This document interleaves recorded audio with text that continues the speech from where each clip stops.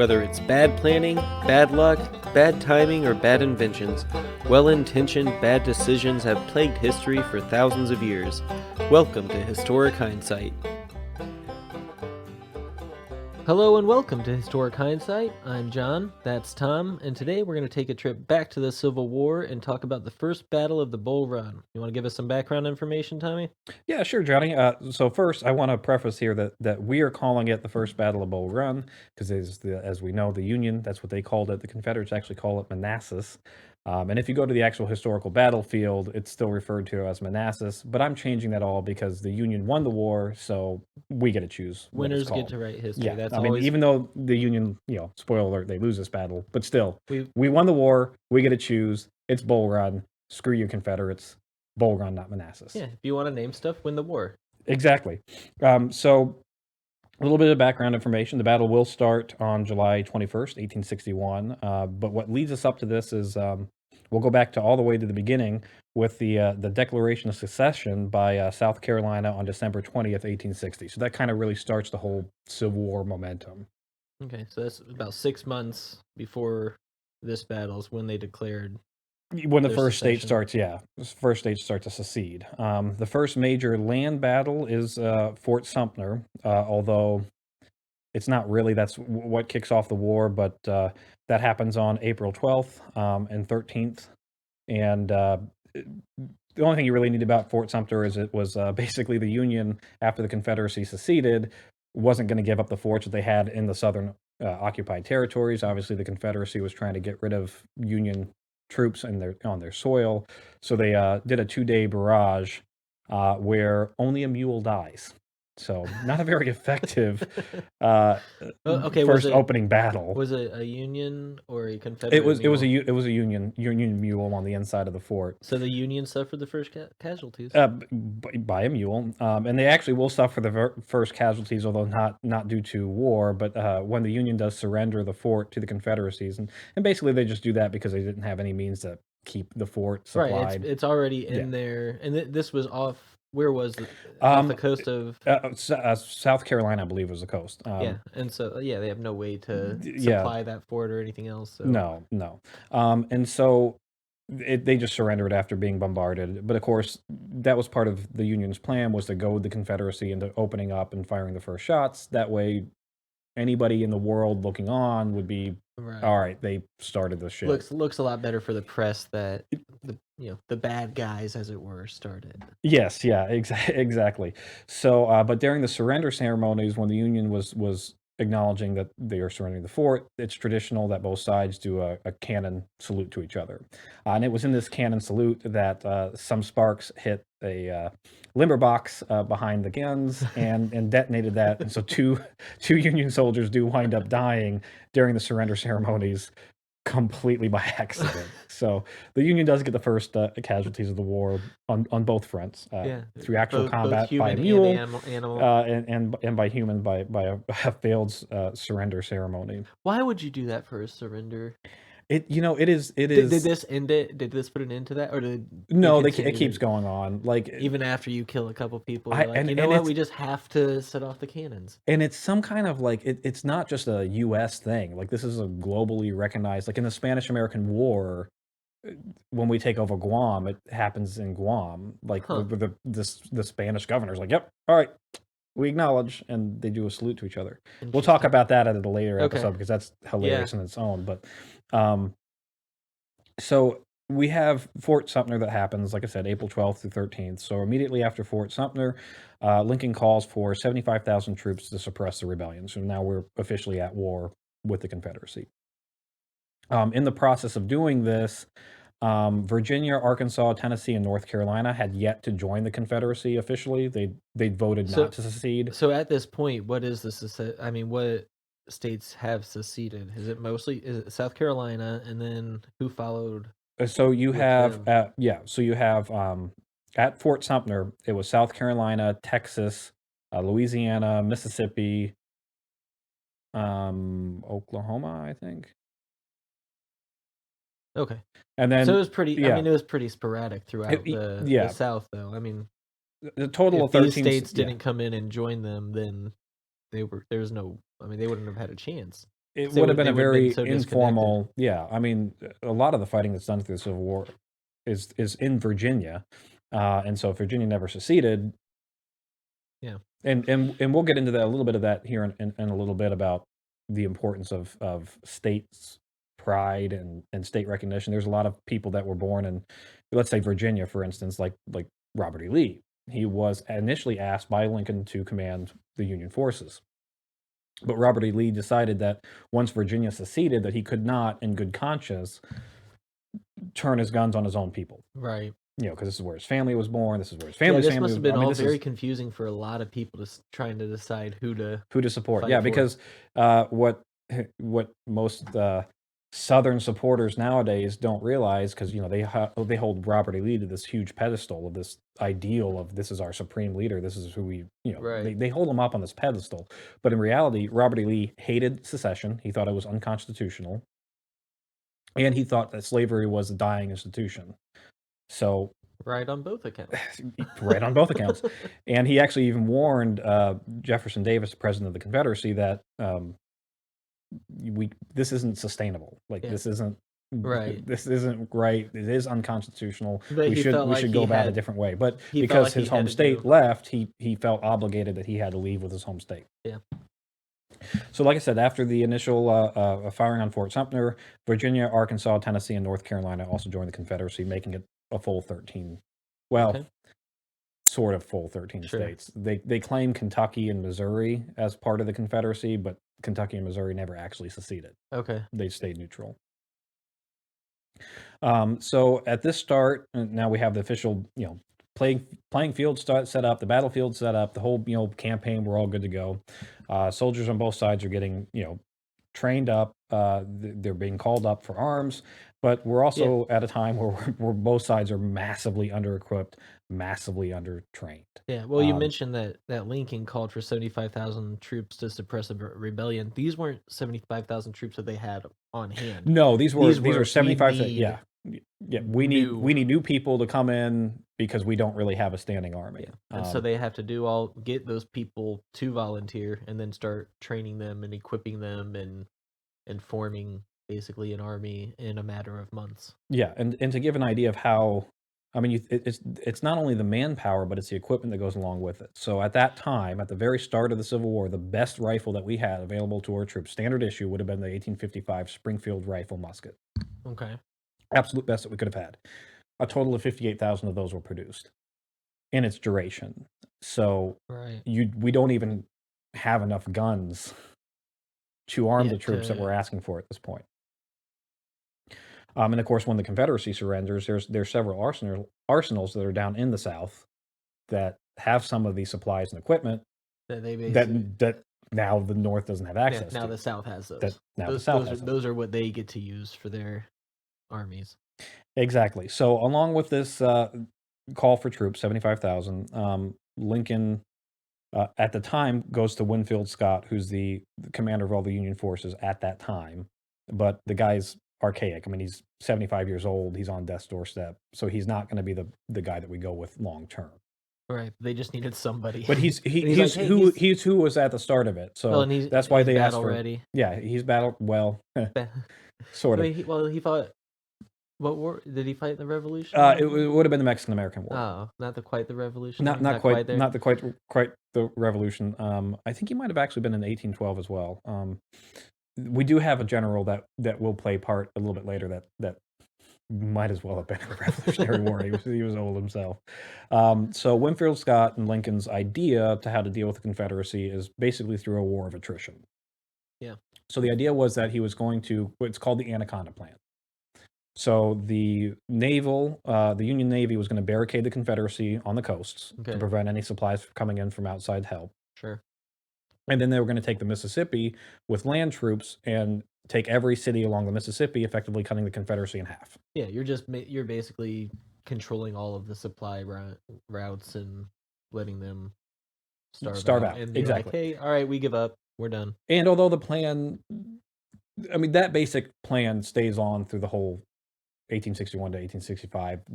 There are different campaigns that go on, but at the end of the day, that's primarily the objective that's done. throughout the whole just war. takes a little longer than they thought it was going to at the beginning. Takes quite substantially longer than what they thought it was going to be. So that's the initial idea that gets proposed. After Lincoln goes to Lee to ask for Lee's support, and Lee says no because, Virginia secedes. Right. He turns to McDowell, General Irving McDowell. So he's 43 years old. He's a career military, but not in the way that you would think you would want for your overall commander of the entire armies. He came into the Civil War with zero combat experience. Prior to the war, he served primarily as a military aide to the Adjutant General's office. So he was always serving as a staff officer under a higher ranking officer. So he Okay. never had any field experience. He never had any combat experience. He never had any experience leading troops, arming troops, equipping troops, doing anything that you would want to build up a brand new army. He just basically did what he was told At any given time. Yep, pretty much. And he was appointed because he was friends with Chase, the individual that would eventually go on to be named after the Chase Bank, or the Chase Bank would be named after him. This politician in Ohio really talked up Irving McDowell to Lincoln, used his political connections to get Lincoln to appoint Irving McDowell. Okay. So again, it's April, but our battle here in Bull Run doesn't happen until July. So what are we doing in this time frame? We're building our army, is what we're doing. Yeah, you gotta. We got to start somewhere. People, yep. And you got to try to gather up all those guns that any that you have. and they do, and or so sticks to practice. Pretend it's a gun. Exactly. So these 75,000 troops were actually started on what were 90-day enlistment periods. So they were expected to join up, train, fight a war, and complete it within 90 days. I mean, that shows you how little the Union thought of what this war was going to be. Exactly. And guys, we only need you for like 3 months. Yeah, and to put it, 1 month to train, 1 month to fight, 1 month for them to surrender, and we win. And we win. We go home. Easy peasy. And so to give you an idea of how, in modern context, of how ridiculous that is, 90 days is what like the modern boot camp is. Just to train our soldiers just is what the entire enlistment period was for this army of 75,000 that was asked for. So we got the Anaconda Plan set up. That's what we're going with. We're building up the army, and we're also starting the blockades, and we're starting to put the pressure on the Confederacy. But the North press at this point is getting anxious. They are calling for immediate action. They want this war to be over quickly, decisively, just get it done with. So they are putting pressure on Lincoln. They're putting pressure on Washington, D.C. and the politicians. There's also the Confederate Congress is supposed to be meeting in Richmond on July 20th. So the idea is let's end the Confederacy before they actually really get an opportunity to get up and running. Get anything set up. Yeah. So Lincoln goes to Brigadier General Irvin McDowell and orders that they strike immediately and decisively at the enemy to open up the way to Richmond. Because what the Confederacy is doing at this point is Brigadier General Beauregard is taking about 30,000 troops or so, and he's placing them about 20 miles south of Washington, D.C. Okay. So still in Confederate territory, but kind of that alarming pressure to D.C.'s capital itself. Just letting them know, hey, we're here, and we could move on you at any given time. Exactly. And they're at Manassas Junction or Bull Run River. So small little city of Manassas. Like I said, 25 miles south of D.C. But they are the only army that's standing between Washington and Richmond. So theoretically speaking, you knock that army out, you've got a clear shot to the capital of the Confederacy. War's over in a month. Right. Yep. And so Lincoln orders McDowell to go ahead and strike quickly and decisively. And McDowell's like, whoa. We've barely got time to get these guys trained for anything. They don't even know how to march straight into the enemy and take gunfire. No, and they don't. At this point, he said to a letter to Lincoln that we've only trained at the regimental level. So these soldiers only know how to march at the regimental level, and you're asking for us to take a corps down there, which is 30,000 soldiers, a whole army, but they're only trained at the 1,000 man level. Right. Clearly, this is a great idea. So Lincoln orders McDowell to go ahead and strike quickly and decisively But McDowell obviously realizes, hey, my soldiers aren't trained, so he shoots a letter back to Lincoln saying, we've only trained right now at the regimental level, so they only know how to march in 1,000-man Which, yeah, formations. This army is the largest army that they've ever produced in U.S. soil at 35,000 men, which is what they have currently in D.C. which is what and that's what they want to bring And to that's the what they want to Battle bring of to the Bull battle. Run. Yeah. And so you're asking for me to move an army that's only been trained at the 1,000 man to march. This isn't even tactics yet. We've not gotten to Right. the point where we're even training the soldiers how to shoot the damn guns. It's just how to move. This is how to move them Walk next to the person and not run into the person in in front of you. you. Yeah. And yeah. And so this is not a good way to start. We've got to train these soldiers up. We're not equipped for this battle yet. Right. But Lincoln says, look, we're not equipped. We know they're not equipped. We, So we think we're they're all in the less same. equipped than we. Yeah, might we think be. they're less equipped than we are. We're all in the same boat. Hit now while we've got the upper advantage because we've got the better equipment. Let's hit now. Push the advantage. It'll be fine. Just well, and instinct again, will take over. And again, they thought it was going to be super easy. Exactly. So yeah, just go win the war real quick. So the intentions of both sides, the Union and the Confederacy, for the Union, they just want a quick victory. Like we said, they figure one good battle at Bull Run, that'll enable the Union Army to take over Richmond. That'll end the war. Problem solved. We go home, restore the Union. Everybody's fine. We'll deal with that whole slavery issue later. Yeah. The Confederacies wanted to rout Union and gain support. They thought if they could show a quick, decisive victory against the North, they could potentially take over Washington, D.C. Again, they're only 25 miles away. Right. Or, alternatively, a good victory would encourage Britain, France, other European nations to acknowledge them. Because, again, at this point in time in history, there's a lot of rebellions and revolutions. Yeah, and everyone's trying to figure it out. And basically everybody's for hire. Yeah. Any of these other countries, it's not and the normal alliances we have today. It's, well, they're mercenaries. And in England and the United States, we're not allies yet. This isn't the modern day, what we have now. This is the... Wait, did something happen between us that put us on bad terms? We threw some tea in some oceans, and the Brits didn't like it. It happens. So, Confederates are hoping that a good victory against the North would gain some European allies. So this kind of gives us that's the setup of the battle. That's how we know what's essentially going to take on. So a little bit of statistics for us, so we know what size armies that we're going to deal with here are. That the Union force, when they leave DC, they leave with 35,732 soldiers. I didn't use that term loosely. They're men. They're boys given some sticks and let's go play soldier. They're not really soldiers at this point. It is not a professional army. Well, and again, this goes back to when we were talking about the Battle of Crater.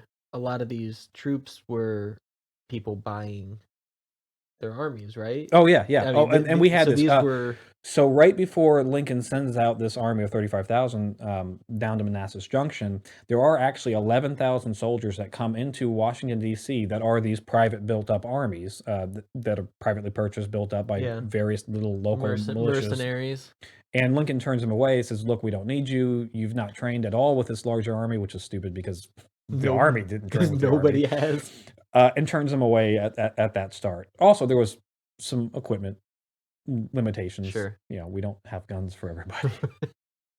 In fact, some of the men that were marching down in that 35,000 army were not combat capable. They didn't even have the equipment to do anything. Just so go and hope you can pick something up. They were given support. Well, they were given supportive roles. So out of that 35,732 that the Union sends down, only 18,000 will wind up actually engaging at the Battle of Bull Run. So only half the soldiers even wind up getting into any type of combat. Yeah. The Confederates, on the other hand, they'll have 32,000 soldiers total between Beauregard's command and Johnston's command, and we'll get into how that works here in a little bit. Okay. But again, with them, only about 18,000 get engaged. And they got their army the exact same way the Union did. Yeah, they're starting the exact same way. The only thing the Confederacy that you could argue had that was better than the North at the start of the war is they tended to have some better experienced and trained leaders. A lot of their generals actually had some combat experience, and we got the two big military academies in the United States at the time was West Point and the Virginia Military Institute. So Okay. obviously, anybody who's being trained out of the VMI, they're likely going to Yeah. stay with the Confederacy. So they do have quite a good collection here. So we've now got our army set. We've got them in place. What's the plan for the battle here? So McDowell will leave Washington D.C. on July 16th with the intent to reach Centerville, which is a city right by Manassas Junction, by the 17th of July. And he wants to use Centerville because they wanted to get ahead of their July 20th the meeting where they're meeting gonna Richmond. Yeah, they wanted to have a Congress. quick, decisive victory before we even get the Confederacy's government really fully established. Yep. Yeah. So he sets out on DC like he intended on July 16th. And he is immediately followed by thousands of excited DC citizens, politicians, congressmen, etc. His army is literally moving out. This 35,000 man army, largest army ever, combined forces in Right, for the in US. North America at all. No, this is just North America. Even during the Revolutionary War, Battle of 1812, Mexican-American War, all of that. This is the largest army ever assembled on the North American continent. It must have been pretty exciting for everybody then. Yeah, it's pretty exciting. So, all the citizens, again, they're expecting a quick victory. Everybody's thinking this is going to be a pushover. So, literally, thousands and thousands of citizens are marching with this army. This is like in DC elite, like because you, of course, if you're gonna follow this army, you had money. Yeah, So these yeah, are yeah. these These are the are elite. This is the congressmen and the big business owners, and just they're taking a this little is Wall holiday. Street Yeah, taking a holiday, marching with the army. getting all excited. Yeah, exactly.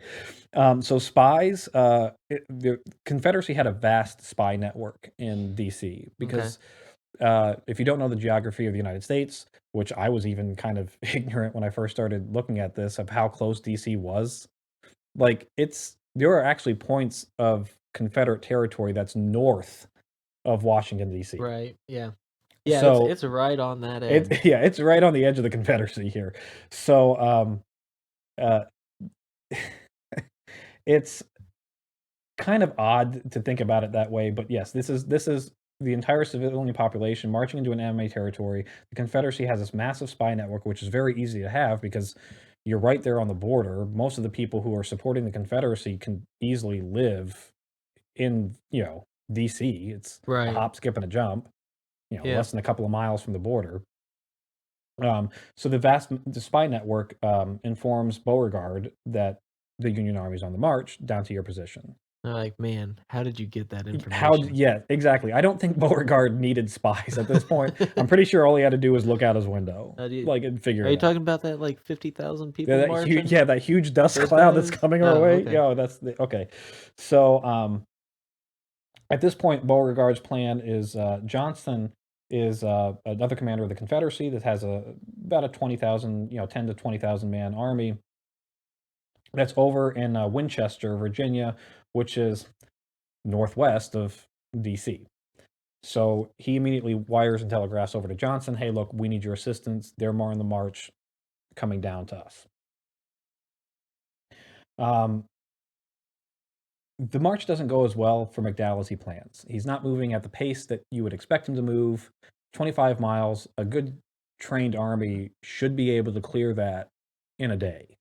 Yeah. But again, They're not a good trained army. we don't have that. Yeah. No, what you have is a very slow marching glob of citizens and armies with soldiers wandering off to pick apples, berries, and gather water against commanding officers' orders. Yeah, well, and this is probably a lot of the people that are walking around with this army probably know people in the army. Yeah, and they're going to be distracted because they're not well-trained soldiers. They're oh just, god, oh no, god, no. I'm tired. I want to go see mom over there and get a snack or something. And that's exactly what happened as the army's marching down. You literally have food carts, vendors selling the soldiers stuff as they're walking down. The most unorganized glob of people just slowly meandering 25 miles. I do love that as a business opportunity for some of these cart pushers, like in New York City or whatever, pushing the hot dog carts, is you just follow an army around. Yeah, exactly. You just have endless people to come and eat. So it takes them till July 18th to actually reach Centerville. And by this time, in Virginia in July, it's sticky, it's Oh muggy. God, yeah. You're marching in wool. You're carrying 40, 50 pounds of gear. If you're lucky enough to have You're gear, not. that is. Yeah, yeah. If you're lucky enough to have the gear, you're not trained at all for this. Oh Jesus. So by the time they actually make it to Centerville, McDowell realizes his soldiers are in pretty rough shape. He gives them a look. We'll give you time to rest. He also recognizes that he's not the most well equipped or well prepared, and just in case this plan doesn't go off the way he's hoping that it does, he's going to take 5,000 of his troops and separate them off in Centerville, and they're going to act as a rear guard. Which, at the end, this was his best Yeah, move that he ever did. they're just playing safety back there. And then he uses General Tyler to probe the Confederate right flank at Blackburn's Ford, and this is done with no success. So Daniel Tyler, he's 62 years old. Can you guess his occupation, Johnny? Was he a civil engineer? He was a civil engineer. Yeah, he worked with the railroads prior to the war, and his primarily this battle, he does a lot of trying to do some flanking maneuvers and that kind of stuff. But the guy's a dinosaur. I mean, he fought in the Mexican-American War. He's 62 years old. This is a guy who really probably shouldn't be commanding field troops. And he doesn't really get any success on the 18th when they make it to Centerville, and doesn't really open up any routes. So now McDowell's at Centerville. His plan is he wants to keep, he uses General Robert Pattinson, who's also in Winchester Valley, to engage Johnston so that Johnston doesn't leave and reinforce Beauregard. And then at that time, he's going to engage the Confederates' right flank, and then kind of sweep them down, and then hopefully fold the right flank while at the same time jumping up the center and creating a distraction attack down the center. So I mean, they think they're just gonna run right through them, basically. Yeah, that's the plan. We keep Pleasance over in Winchester to keep Johnston at bay. Uh-huh.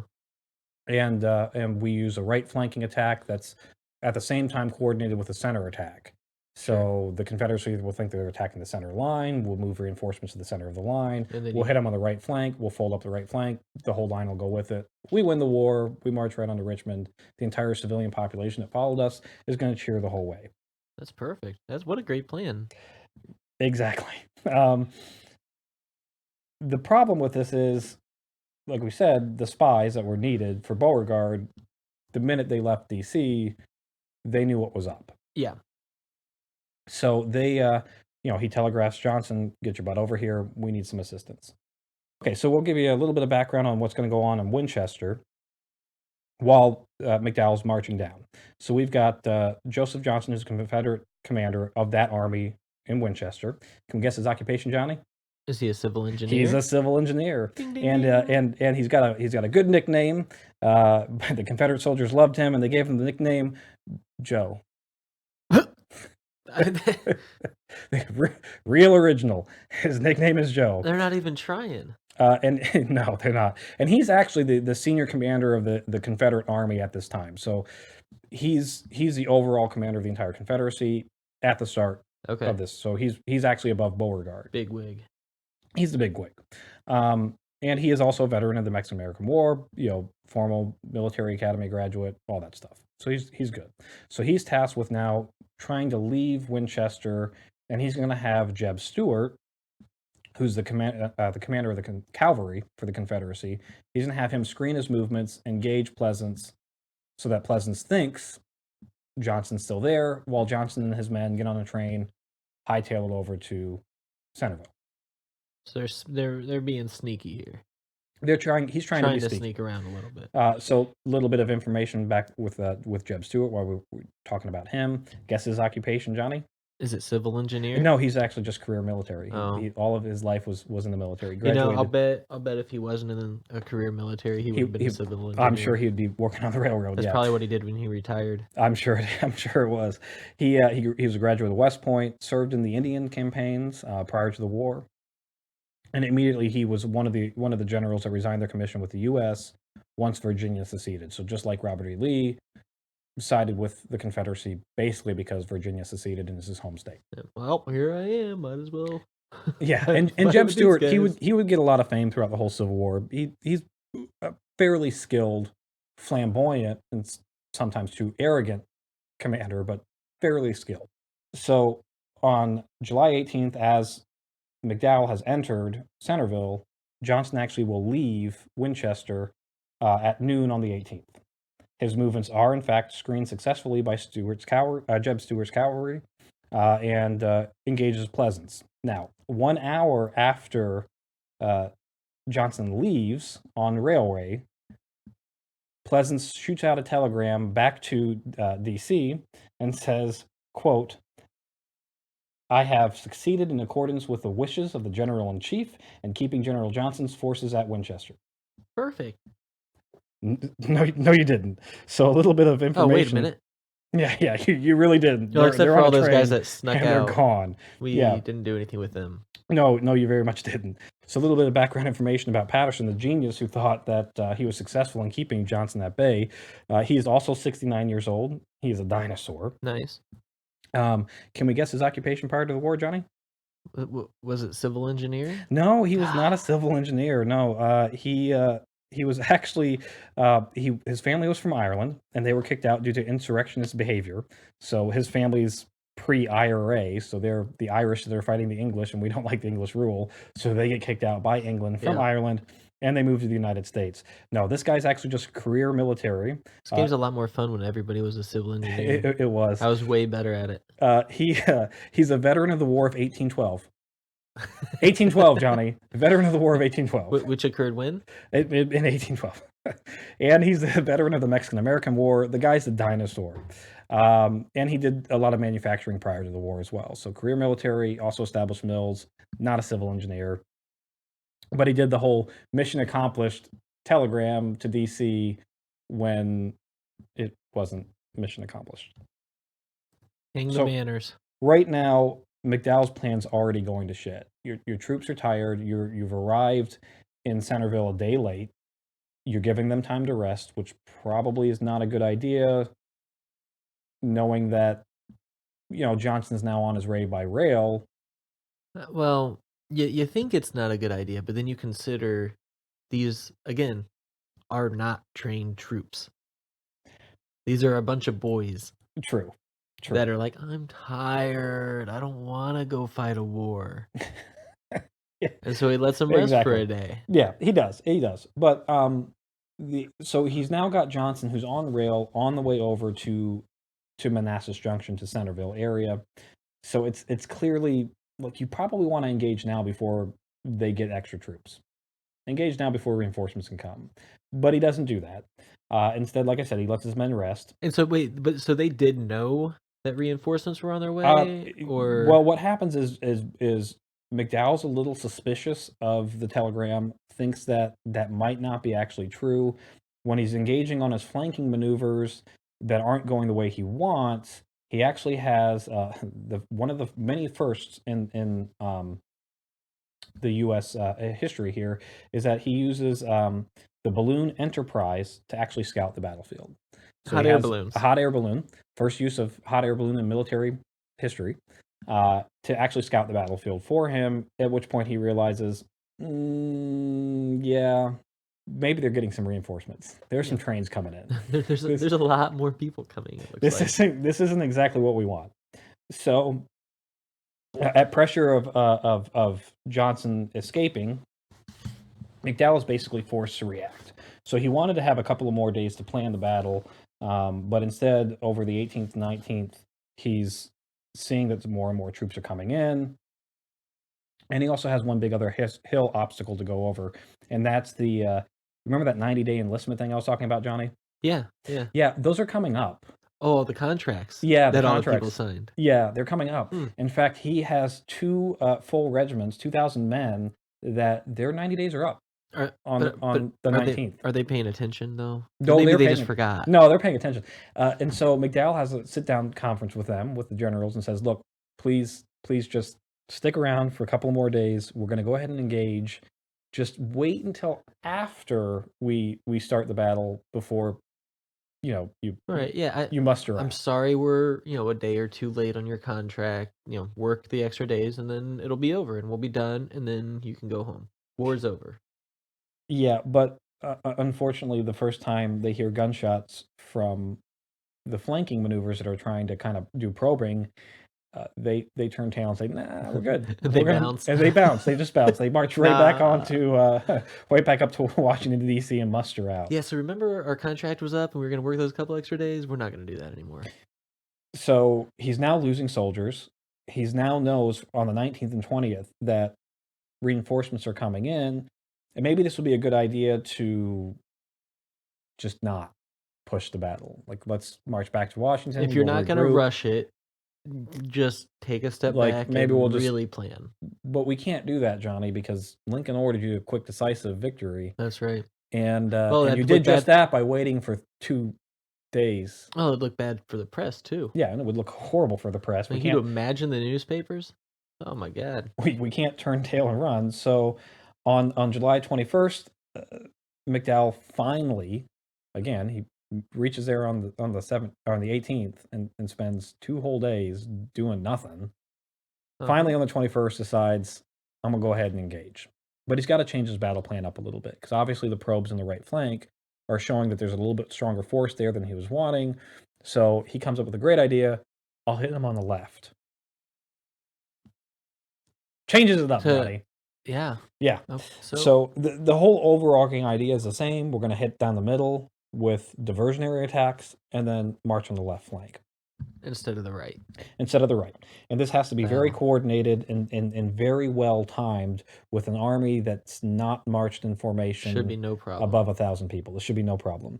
So we're going to go ahead and take a break so we can have our sponsor read here, and then I'll actually get into the start of the Battle of Bull Run.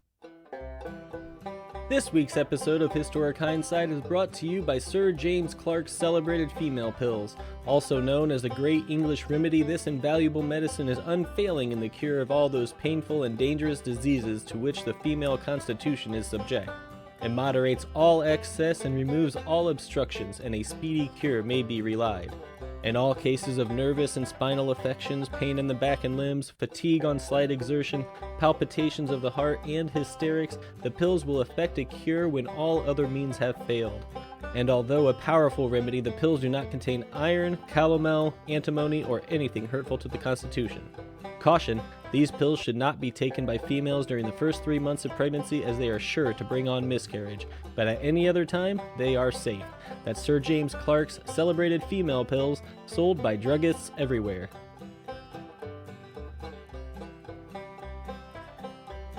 Okay, and we're back. So we're now at the morning of July 21st. McDowell kind of sort of changes his plans, but not really. We're just attacking the left flank instead of the right. Yeah, But on just the doing morning, a mirror image of it. just doing a mirror image, Should exactly. be no problem for those thousands of troops. None. Poorly trained. We'll figure it out. Yep. So he's going to march down with 3 columns to attack the middle and 2 columns to attack the left. And he's going to start this all off. They're going to leave Centerville at 2:30 in the morning towards Sudley Springs to get around the Confederates' left. At the same time, Tyler's division is going to be sent to attack the Stone Bridge, which is right up the center. Okay. But immediately this attack starts to kind of fall apart because, as we discussed, these soldiers aren't trained to march in above 1,000 men formations. And so immediately Tyler is getting in the way of the flanking attack. So are you saying that they have all these troops and they're just trying to get somewhere, but they don't have the space to just march the troops right where they need to? They have to go in between, through roads, over bridges, probably. Exactly. Everybody's else. sharing the same limited space. Yeah. So they're all bumping into each other, And then getting trying to into each figure- ot's array, and trying to figure out how to get around each other. Oh, wait, am I to supposed to actually follow you or engage. this guy over here? Who Yeah, am I following? who am I moving Oh to? shit, where am I? So the plan is that the battle was supposed to begin at 6 a.m. They leave at 2:30 in the morning. Tyler is supposed to attack Stone Bridge at 6 a.m.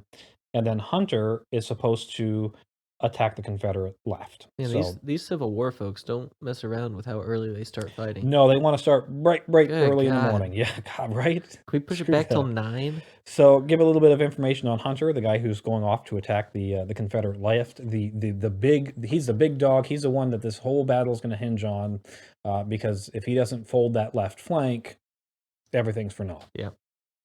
So he's 59 years old. Can we guess his occupation, Johnny? He better be a civil engineer. Yeah, he's a real estate agent. Oh, God.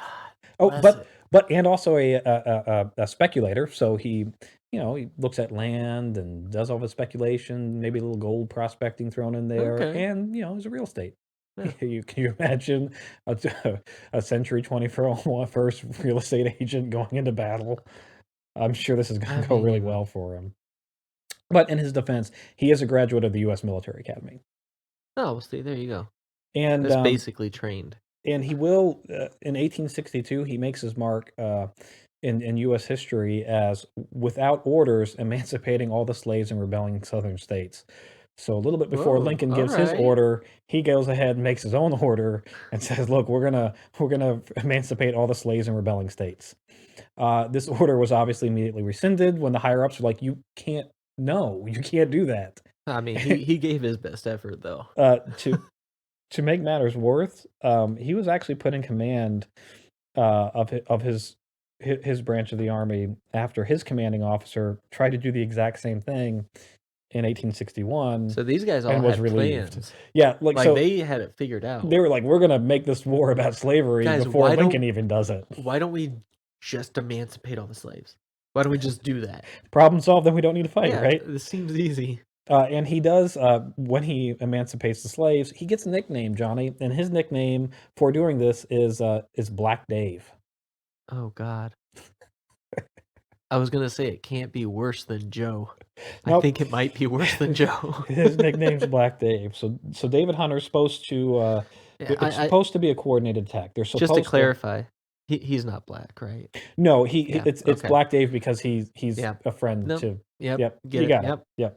We're there. Where we are, it's a different time, Johnny. It was a different It was time. a different time. So when Tyler is supposed to be hitting Sudley Spring Roads at 6 o'clock in the morning, Hunter's supposed to be marching on the left flank. He's supposed to be hitting his objective at about 7. Give it about an hour difference, so that way the Confederates will move towards the center, divert some of that energy, and they then start going, and then you attack, and then they don't know what the hell's going on. exactly. But Tyler doesn't actually get there on time. It takes him to closer to about 7 My man. in the morning, and Started Hunter right. actually doesn't begin his attack until 9:30 in the morning. Okay, see, this is what I'm saying. Because If everybody just planned to start at like 9 o'clock, you would have been fine. yeah, but no, they didn't. And because what the balloon Enterprise was up there scouting, what they were also doing is they were making a map of the battlefield, which is actually a really brilliant plan to do, because now you know where the soldiers are Sure. essentially positioned, what end is stronger, what end You is know weaker. where the flank is. And that's part of the reason for the whole change of the plans. The balloon showed that the left flank on the Confederates was weaker than the right, so let's hit the left. Okay. And the balloon showed roads leading to the left flank.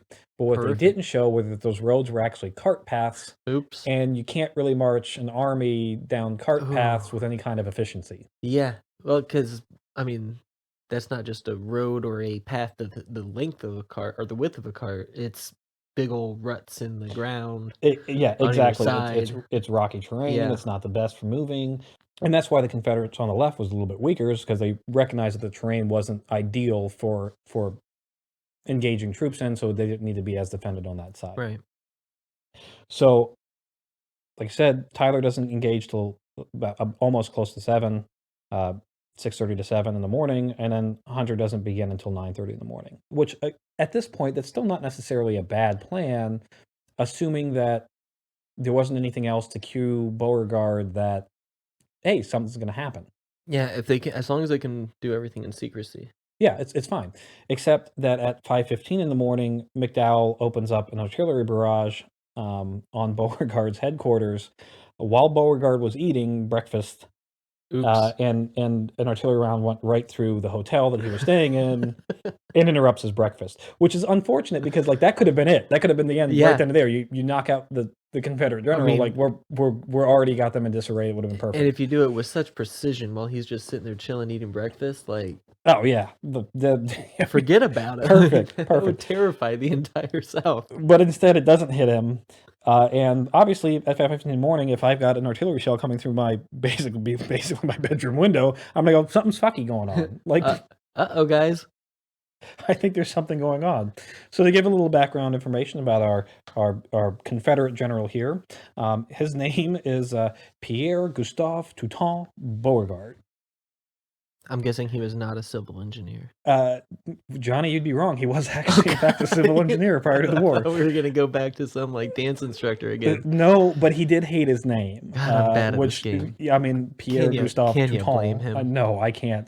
So That's a mouthful. he always went by PGT Beauregard. He usually just uses his initials and then his last name. He does serve with distinction in the Mexican-American War, and is a graduate of West Point, and actually is very briefly the superintendent of West Point. Oh. So he's got a good resume on him. So aside from his name, everything seems to be pretty good with this guy. Yeah, aside from his name. So Beauregard's plan at this point is kind of the exact opposite of the Union plan. I'm going to attack them on the Union right, again, where the initial Union was supposed to attack. Okay. Oh, stage right. Stage right, yeah. So he's going to attack with his left. Yeah, he's going to be attacking on the Union right while the Union is attacking on the Confederate left. So okay. If this plan goes off, if both plans go off at the exact same time with the exact same success rate, they're going to be doing a circle. Ooh, man. A counterclockwise circle. And then the South could capture the North's capital, and the North could capture the South's capital. It's like a fun game of Risk And when we you could- just we could all just start flip-flop. over and you flip-flop them half, yeah. And you're like, oh man, now I have to fight with this army instead of mine that I already built. All right, well, we'll start over. Yep. So after his breakfast is obviously interrupted, Beauregard orders demonstration attacks north towards the Union left.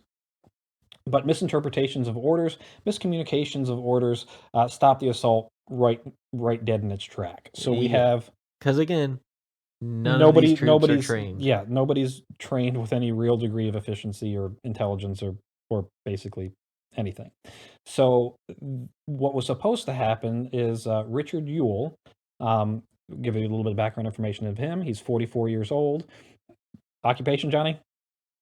Civil engineer? Not career military. God damn it. Also I'm going to graduated. get one of these. He also graduated from the U.S. Military Academy, career military, spent most of his time in the Indian campaigns prior to the war.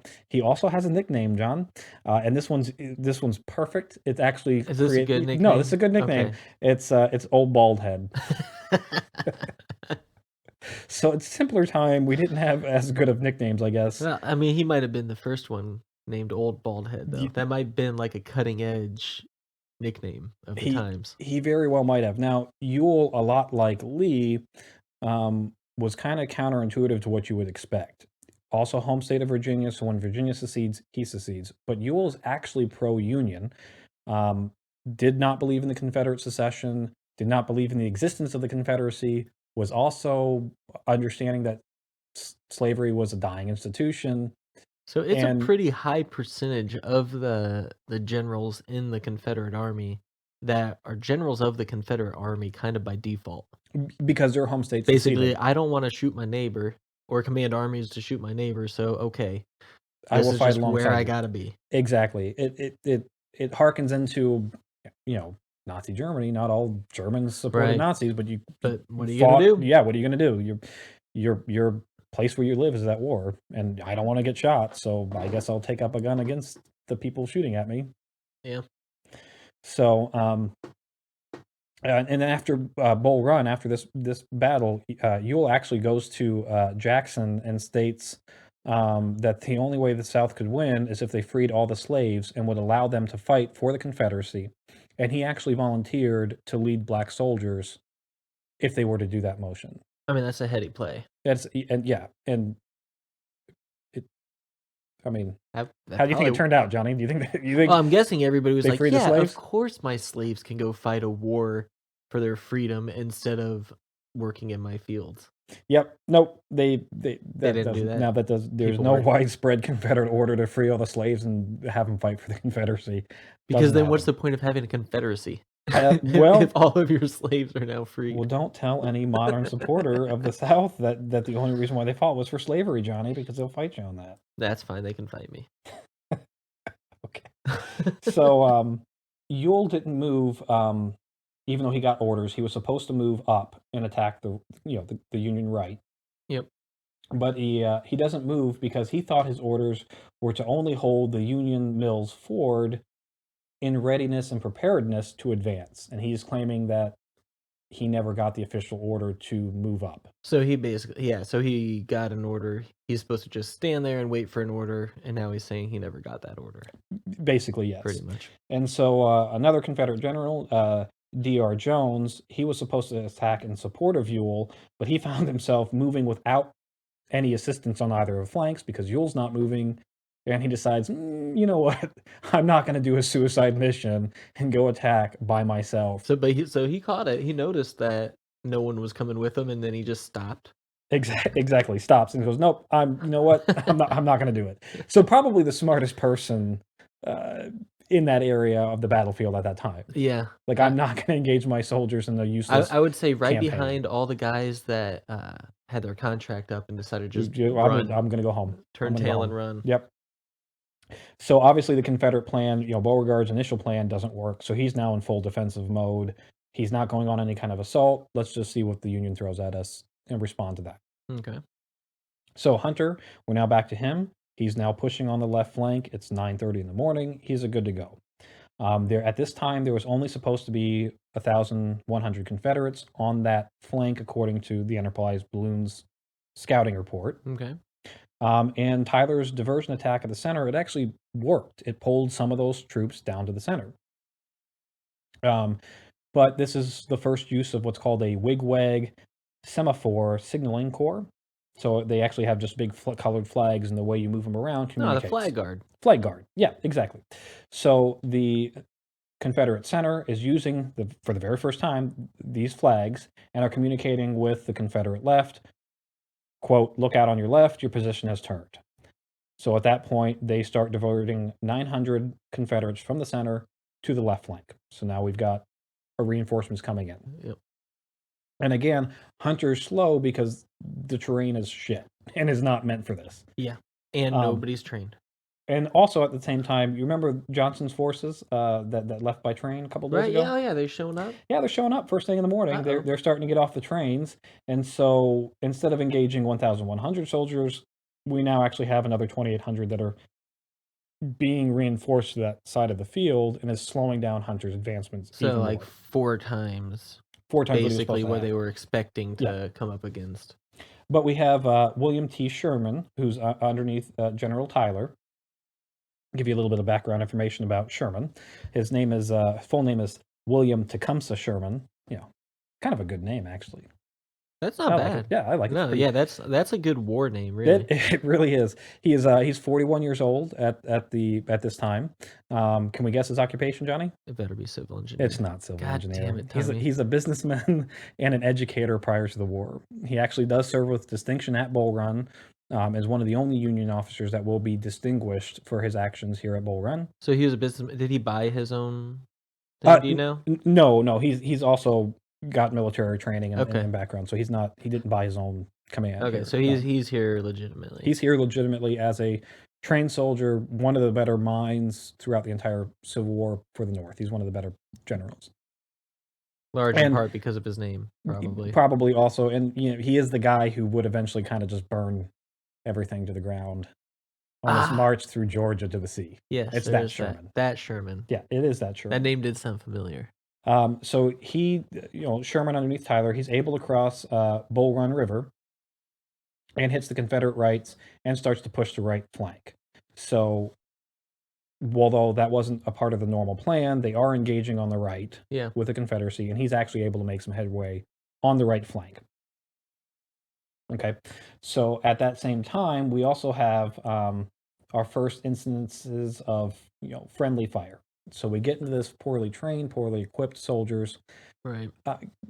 that whole idea of blue and gray hadn't quite hit the mark yet. Are you So telling me that within the 3 months they had to train and organize an army, they weren't able to get everybody matching uniforms? no, Huh. no, and in fact, at this particular Or even point consider the importance of different colored uniforms, of yeah, no, making- every volunteer unit had its own essential uniform. There wasn't uniformity. Like Right, yeah, it you was actually had Union soldiers wearing gray. You had Confederate soldiers wearing blue, sure and this just becomes a what they problem could find. because Sherman opens fire on some Union on his flank that are wearing gray. Oops. Oopsies. But even with that oopsies, we do get some push on the Confederate right, which is good. Yeah. At the same time, we've got Burnside. We remember him from our first Civil War Oh, episode. good old Yep, Burnside. good old Bernie. He does take command from Hunter when Hunter gets wounded. So Burnside is trying to make headway on the left, and in typical Burnside fashion, does an ever perfect job of it. But with a combination of the right flank slowly starting to collapse, Burnside is able to make headway on the left, and the Confederate line at 11:30 in the morning does fold, and they withdraw back to Henry House Hill. Okay. So at this point, the Union looks like they're doing good. It didn't go off as the way we wanted. It's slower than we wanted, but we've now actually But- broke the initial defensive Yeah, you position. collapse the left flank, collapse the right flank, and they're starting to pull back. Yes, exactly. And at this point, Johnny, remember all those thousands of people that we said were civilians that yes. were marching? Our Yeah. spectators. So they marched down with these troops, and then they start fighting. So what do these guys do? They watch it from the hillside. All the hills that are surrounding, around Centerville, which is about 5 miles away, they are watching from Centerville on And the this hills. is what, a dozen people? No, this is thousands of people Okay, yep. that have come down with picnic baskets, with food carts, with wine. Oh, because They're actually this is the elite from DC. This is so the they, elite They from- have money, so they're so- setting up like they're setting up a good legit camp. tailgating. Yeah, this like, is super high end tailgating because you know what they have, because 5 miles away, you're not going to see a lot. no. But they bring their opera glasses with them. Ah, So that yes. they have their little magnifying opera spectacles to be able to see what's going on. And at this point, when they see the Confederate line break, they're cheering. They're toasting each win. other. We win. The war's over. Screw you, dirty rebels. Raise up that mission accomplished Mission banner. accomplished banner. Yep, we are right there. Except for the fact that not really, because what would, if you're McDowell at this point, Johnny, and you see that the Confederate line is being pushed back to their second line of defenses down at Henry House Hill, what would you do? Yeah, I would go over to where they're picnicking and have some of their wine with them because I just won. It basically is what he might Is as what well he- have done, yeah. because what he does is, instead of pursuing up that hill, like Just they're not following set up, don't them. let them get set up, don't let them get fortified. We'll just keep this movement and push them, push the surrender, push the retreat. He actually decides to halt the advance and engage in an artillery battle. Why would you start artillery battle?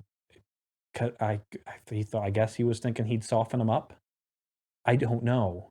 He should have pressed the attack, but he doesn't press the attack. I mean, they should have just kept going all the way to the Capitol, right? Like, that's what you do here. You should press. Like, if they start running, you chase them as far as they run. You should Especially press, if your entire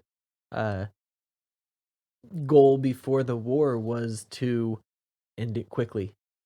Yeah, You go in and you end it quickly. you But step on their throats. The problem is Lincoln has a good tendency to find generals that are overtly cautious, and I think that was part of it. And you Yeah. also got to remember, this is a guy who's never commanded anything, and now he's commanding poorly trained troops, and he doesn't Right. know what he's doing himself. But And a any lot of good them. trained general would have known, we press this advantage while we have it. Yeah. But he doesn't. And so now we're in the afternoon part of the battle, or the second phase of the battle. So the Confederates have all been pushed back to Henry House Hill. But thanks to McDowell's brilliant artillery engagement, as opposed to pressing, the Confederates have had time to regroup. And all of Johnston's forces have now arrived. So now we're at the afternoon battle, or the second phase of the battle. All the Confederates have been pushed back to Henry House Hill, but because McDowell is engaging in an artillery battle as opposed to pressing with his infantry, it's given the Confederates time to regroup, and they are now set up on the crest of the hill. All of Johnston's forces have now arrived. Although Johnston doesn't give command over to Beauregard, he allows Beauregard to keep full command, even though technically he's a senior officer, but keeps command with Beauregard. Beauregard's doing a good enough job. Yeah. We'll keep it that way. Not So- broke, don't fix it. Not broke, don't fix it. So the Confederates have set up their artillery on the crest of the hill in a really brilliant fashion. So as their guns fire, the recoil sends the guns down the backside of the hill, so completely in cover from the Union guns. They Nice. reload, push the guns back up to the top of the hill, fire again, And it recoil sends it pushes them back down. So the only time the Union guns even have a remote chance of hitting the Confederate guns are when they're about ready to fire. That's brilliant. It's so much easier to just sit in a spot and fight than it is to pursue. Yes, very, very much. In all of history, Like it's not even fair. I mean, any army that's defending is always going to have fewer casualties for the most part than Right. an army attacking. I've worked on artillery crews before in reenactments, and those guns are heavy as shit. I would not be the one that would want to push that gun back pushing up it the back hill. up a Oh, it's gonna suck ass. Oh yeah. But it's still, hey, Well, and it's gonna end up being muddy and you know, slippery. And it keeps you in cover though. So Right. I guess It's a good being trade-off. tired is better than being dead, I guess. So again, McDowell is still sitting here and choosing to engage in an artillery battle instead of pushing with his infantry. In an artillery battle, he can't win because he can't see the guns to hit the damn guns. Yeah, he's just firing He's just- into a hill and or hoping over yeah, a hill and hoping to hoping hit the best. Yeah, exactly. So this is where we get Stonewall Jackson. He now arrives, and he's setting up his infantry defense on the defensive line at Henry House Hill. So a little bit of background about Stonewall Jackson. Can you guess his occupation there, Johnny? Was he lifetime military? Yeah, he was. He was. He graduated from the Virginia Military Academy, and prior to the war, he actually taught at the VMA. He was apparently hated by his students and was kind of a crap teacher, but that was still what he did. He did distinguish himself during the Mexican-American War, and he does earn his nickname Stonewall here during the Battle of Bull Run. And he really is kind of the savior for the Confederates at this battle. Yeah. Mainly because he refuses to give up, regardless of what his casualty rate becomes. I'll tell you what, throughout history, if you don't care about people, you can accomplish anything. Yeah. If you don't care how many people die, how many people are, put out, you can do whatever you want. The pyramids, Stonehenge, I mean, look at everything. Ladies and gentlemen, my co-host, every horrible dictator in the history of mankind. It's true, though. Joseph Stalin, everybody. All you have to do is not care about people, and you can do whatever you want. That is true. So Jackson's now arrived. He set up his defensive position, and he's now engaging in volley fires, basically with Sherman. So Sherman is now trying to press the hill, and Jackson is doing the whole wait till you see the whites of their eyes, and he's doing very controlled, dedicated volley fire. Yeah. So as they come up, they're coming up. Yeah, he knows exactly where they're coming, how they're coming up. So we give them good volley fire, knock out as many soldiers at one go as you can, with the hopes that it breaks their morale. Yeah, see if they want to keep bringing it up. Exactly. This isn't going the Union's direction the way that they want to, because obviously they're not really making any headway on the hill. So McDowell attempts to move the artillery up with the infantry, so you have close artillery support with the infantry as they're moving. So you're literally moving the guns with the artillery. Okay. It is a brilliant strategy, except for one big flaw, which is that at this time, the Union has invested all of their resources for their artillery and converted them all to basically 10-pound Parrots or rifled cannons, which is a great thing that you want for counter artillery, counter batteries, counter fortifications. But if you want counter personnel, you don't use a rifled gun because you can't use canister round effectively. So basically, the guns they're using, they're shooting one cannonball very accurately one cannonball to one spot. Yeah. Now they do have explosives. If you're trying to sink a ship. Yeah, they do have explosive rounds that will detonate on impact. They do have shrapnel rounds that do some work, but they don't work the way you'd want them to in close range. So if really you're going to move up, what you want is a non-rifled cannon that you can just put. Yeah, ideally in this, a giant shotgun. Yeah, what he's doing would be ideal if you had mountain howitzers, which are small, smoothbore cannons that you can move easily. and could use double canister, which is that steel ball shotgun shell. Okay. But he doesn't have those. Right. So this is the one time, really, in the entire war where the Union's advanced equipment Is a is hindrance kind to of a them. hindrance to them. So these guns are still not as effective as you'd want them to be, moving them up with the infantry.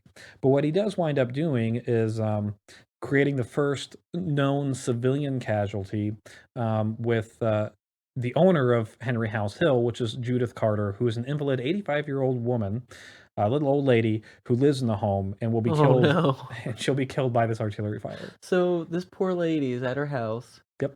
And all these troops just start climbing up on her hill right by her house. Is that Yep, and setting up and then defensive positions. and just blowing cannons, and she's Yep. 85 She's years an old. 85 invalid, so she can't leave. She's just sitting there, probably terrified. Oh yeah, guaranteed. Oh my god! And we'll wind up. The last moments of her life We'll wind up dying. are nothing but Not that it's funny that chaos. this poor little 85-year-old would die, but yeah, she'll wind up dying when pure chaos. I don't know. When artillery rounds go through her house. I don't know. Being an 85-year-old invalid in the 1840s we put her would out of be her misery. pretty awful. Yep. So at this time, even though Sherman's moving up with infantry pressing, trying to hit the hill, and is inflicting large casualties on Jackson's command. I mean, Jackson will wind up taking over 50% casualties. Holy shit. Um, That's not great. a fellow Confederate commander by the name of B states that, goes up to Jackson and says, "Look, the enemy's pressing us. We've got to go. Like this is futile. We're losing too many men." Jackson responds simply with, "Give him the bayonet." That's his response. Again, ladies and gentlemen, Joseph Stalin, screw how many men we lose. We'll just do it. If you don't care about people, you can do whatever. You get enough people with bayonets, eventually they're going to have to reload, and the people behind them can go up and poke them in the face. Yep. And after Jackson says this to B states, "There's Jackson standing like a stone wall. Let us determine to die here, and we will conquer. Rally behind the Virginians, boys." Wow. So that's a good nickname, though. So he gets his nickname Stonewall because he refuses to move. Screw the fact that I lost 500 men, Yeah. on Yeah, the I guess set. Stonewall has a better ring to it than live human wall or dead human wall that he just built with all the people he lost. Exactly. So McDowell now decides, I'm going to move artillery pieces to the southern end of the line and try to use enfilade fire. So recognizes that the rifled guns aren't effective moving up with the infantry. So he moves them down to the right flank where he can see the entire Confederate line. Oh, there you go. And he's going to rain hell right down the line. You can use that precision now. Perfect plan. And these guns are supposed to be defended by the Marine Corps, which is the first and only major land engagement of land Marine forces. So all after Bull Run, the Marines that do fight in the Civil War are fighting off the naval boats. So they will make landfall, but they're naval Marines as opposed to land Marines. Were they used here for numbers purposes mostly, or did they just change later? Like what? No. So the Marines here, actually, at the start of the Civil War, the Marines only had a little over 1,000 men total. Okay. So part of the 75,000 buildup was to build up the Marines. So Gotcha. these Marines march out, with the 35,000. Uh-huh. And they're trained even worse than the 35,000. Not your Marines of today. Yeah, they're not the Marines of today. They've got zip training at this point. Zero. They're basically useless. On board with everybody else. And no offense to modern Marines, but these guys weren't. I mean, they weren't Marines yet. Right. Yeah. They were just given some uniforms and some guns and hope for the best. Yeah, they called themselves Marines. So they are supposed to be defending these two guns. Well, as these two guns get into position, McDowell's they're cut to shreds by the blue-clad 33rd Virginia when they come down off the hill to assault the position. The Marines think that they're just being reinforced because they're wearing blue, and then get cut to shreds. So wait. So the Confederates up on the hill. Yeah. Union comes down with their two guns to the side, and the Confederates sees them, and they're like, "Oh shit! Look at those guys!" And so they run down the hill to engage them. Yes. And the Union's sitting there thinking, "Oh, good, Reinforcements. Reinforcements are coming. They're in blue. They must be us, Man. right? This is so good. Can you guys give us a hand moving this? We need to point it at those guys up. Oh, wait, where are you coming from? Oh, the other side? Oh, shit. Crap. So the blue-clad 33rd Virginia, again, now to be fair, the Union did have a couple of little oopsies firing at guys in gray that were on their side. It'll happen. I think they're thinking these guys are in blue. They certainly got to be a part of us. Right. But no. So those guns get overtaken. Yeah. And this is really this is the turning point of the war, of the battle, not the war, the battle here. Because once those guns get taken, it really kind of starts to break the heart of the Union. You had one last great idea of how to break down that, the wall or whatever you want to call it, and it didn't really work. So y'all screwed the pooch on that. The Marines will try on 3 different occasions to retake these guns with 3 different frontal assaults. They go about as you would expect. And this is the first time in Marine Corps history where they tuck tail and run. All the way back to Washington. Yeah, well. And never to be seen again in the Civil War as a fighting force on the ground with any large numbers. Yeah. There will be some naval Marines that will engage in some land battles, but this is the only brilliant show of Marines as a standard infantry fighting force. Is a misunderstanding, a loss of 2 guns, and running away. Whoopsies. Not a great look. So now why these guns get taken, Stonewall's obviously getting battered to hell, but he's still standing there. Because he's Stonewall, that's his nickname. I have 18,000 more troops I can just bring back in here, right? Screw it. We'll 16, whatever. Plug the holes, who cares? So he orders his men to wait until the Union gets within 50 yards. Then they're going to fire in 1 uniform volley is what he gives his commands to. And he commands his troops to fix bayonets and give them the bayonet. So that's what they do. This last, Sherman's last push up the hill. Yeah. He gives them a good solid volley fire. They fix bayonets. And then Stonewall instantly orders his men to yell like furies. And the rebel yell is born. Furies. Furies, yes, furies. Not furries. No. Yeah, no, not furries weren't around yet. No, not furries. Furies. And the rebel. An important distinction. It's a very important distinction. Yeah, furies. And the rebel yell is born, and it is a very ominous, eerie sound. Here it is.